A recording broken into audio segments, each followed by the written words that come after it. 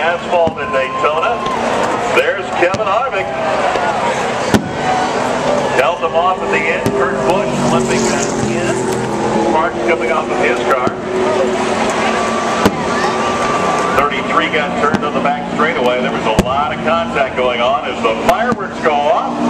Happy 4th of July, because we are in the morning of the 4th.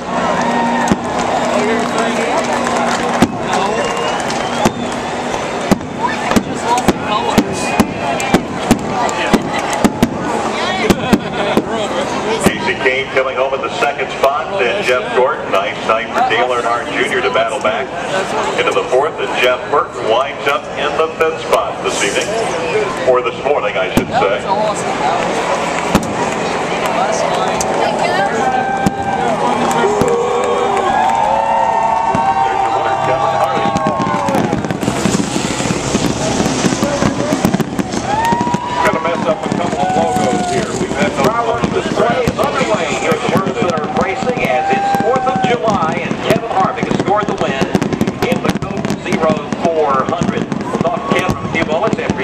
Finishes doing all the donuts here on the infield grass.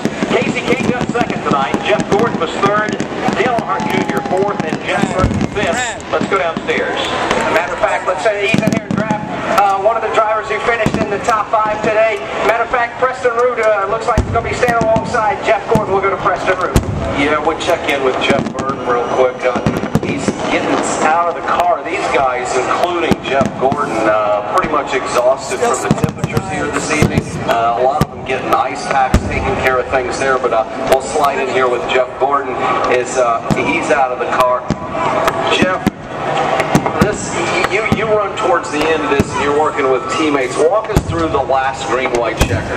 Well, our trouble started before that. I thought we had a car to win a race, and I got behind the 29, and he had trouble in 1 and 2, and I drove under him, and when I did that, I didn't clear him, and that's what caused all the problems. Kyle had such a big run on us out of the back straightaway, and we just got together. I don't know if it was his fault, my fault, or just a racing deal, but we got together and wrecked half the field. And they did a good job, came in and fixed the car, and did a good job, coming back to finish 5th after all that. That's a great finish. It's disappointing, though. I mean, every week it seems like we lead these races and we're up front at the end of the race. We just can't find a way to finish it. But when we do, it's going to be big. All right, that's Jeff Burton. He's climbed from his Chevrolet. Jeff Burton finishing 5th. And here's Jeff Gordon talking with Casey Kane right now about the final restart there. Jeff Gordon just got out of the DuPont Chevrolet. Steve Letarte laid his head inside the window and went with him. Jeff, outstanding drive tonight. Walk us through the last handful of laps there. Well, I was having a lot of fun out there on the long runs with the DuPont Chevy earlier in the race. We weren't very good on the short runs, but on the long runs we would just start picking them off one by one. So it was a fun night, for us. With all those crashes and green-white checkers and double fire restarts, it was pretty wild out there. And, I love racing with Clint Boyer, and I was trying to push him during that restart. I don't know if he was on the brakes or what was happening. I kept slamming him, and we weren't going anywhere, so I finally had to go to the outside of him, and took us 3 wide. I don't know, that probably didn't do any of us any favors, but got a great run there, and just trying to get to Casey to give Kevin a run for his money. But all in all, a great top 3 finish, and got to thank the fans for sticking around. These rain delays like this are never any fun for anybody, but without our fans sticking around and supporting us, we wouldn't be here, and happy 4th of July. Jeff Gordon gains 3 spots in the points to Preston Root. Casey Kane climbed from his Shield 4 top 10s here before. You look like you had an awful strong car tonight. Yeah, we had a great Budweiser board throughout the entire night. We came close, we were right there. We pushed Harvick across, but it was going to be an exciting last lap before the first green-white checker. That was going to make sure it was going to be pretty crazy with Jeff and Kevin and Clint, all of us up there. It would have been pretty wild, but still ended up good for our team. We had a good race, a solid top 5, and that's all we can do. Guys, you come here in February, and then now back in July, you had 2 great races. Looking forward to getting back here in February and get a little more experience and seeing what else can be done. Well, the track's going to be a lot different, so it's going to be kind of a wild race in February, just looking ahead. And can't wait for the 500. We always enjoy coming down here. So Speed Weeks will be great. We look forward to that, and we just got to finish strong this year and see how that goes. Yeah, first things first for Casey Kane. He climbs for his machine. He finished second tonight. A solid run for Casey Kane in the Coke Zero 400. Now Alex Hayes. Dale Earnhardt Jr. is out of his National Guard Ampere Energy Chevrolet. Find yourself now in the top 12, up to 11th in the point standings, Dale. After a great run, kind of walk everybody through the way the night went for you tonight. Well, we were, I want to thank Lance and my team. They worked really hard. We thought after practice we had a good race car, but when the race started we didn't. We learned a lesson that we need to work a little bit harder in practice and try to make sure that we covered all our bases, because when the race started we didn't have a car to compete. Lance and the guys worked really hard trying to make it better, and we just missed a lot of wrecks and got lucky with the finish. We didn't have a car to compete tonight. Just apologize to all the fans, but thank the National Guard and all our sponsors for their support, and we'll try to do a better job next week. You know, we don't want to get lucky every time. Dale Jr., talking about the way the night went, the different restrictor plate on there, could you guys as drivers really tell the difference as far as the throttle response? Oh man, I'm not the guy to ask. I was struggling with the handle all night, so you know we were really hanging on to the car all night long, and I didn't really.